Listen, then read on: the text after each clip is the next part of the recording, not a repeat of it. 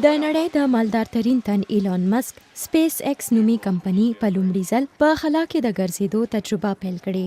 دا ستورمزلي نه دي بلکې هغه شتمن کسان دي چې په خلا کې د ګرځېدو خواهش لري. د جارډ آیزکمن په نوم یو مالدار کس د سپیس ایکس لخوا برابر شوی دغه سفر د امریکا له فلوریډا څخه پیل کړ. خو دا عام سفر نه دی بلکې په خلا کې ګرځېدل یو ډیر خطرناک کار بلل کیږي. ستورمزلي په نړیوال خلایي مرکز کې یوازې د مرمت کارونو لپاره په خلا کې ګرځي. خو سیلانیان باید د دې کار لپاره سخت تربیت واخلي. ټاکل شوی چې آیزکمن او د سپیس ایکس انجینیره سارا ګالیس یوازې د لږ ساعت لپاره له خپل خلایي خاوله وځي. په دې اړه د 2 کالو راهیسې کار روان دی چې زیاتره وخت په دې مشن توجه وا. نو سپیس ایکس دا ډیره جدي اخلي. دوی پوهیږي چې دوی باید په خلا کې د استعمالیدونکو جامو او د کار په اړه پوهه ولري ترڅو یو ورځ په بل سیاره کې ممکنه ژوند کولو خوب پوره کړي.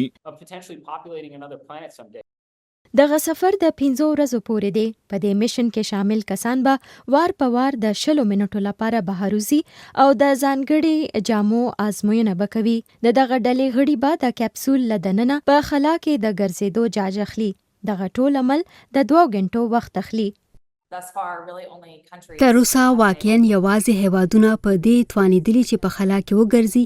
سپیس ایکس مریخ ته د رسیدو په سیارو کې د ژوند کولو لوی ارمان لري. هلته د رسیدو لپاره موږ باید له څه شروعات وکړو. لومړی ګام هغه څه دي چې موږ په دې میشن کې کوو. په دې کې په لومړي ځل د ځانګړي جامو ازموینه کول کیږي. آیزکمن دا خبره پټه ساتل غواړي چې په میشن یې څومره پیسې لګولې دي. د ناسا شمیرې ښایي په 1965 کې د شوروي خلاباز الکسی لیونوف وروسته تر اوسه د لسګونو هیوادونو 263 کسانو په خلا کې د ګرځېدو تجربه کړې.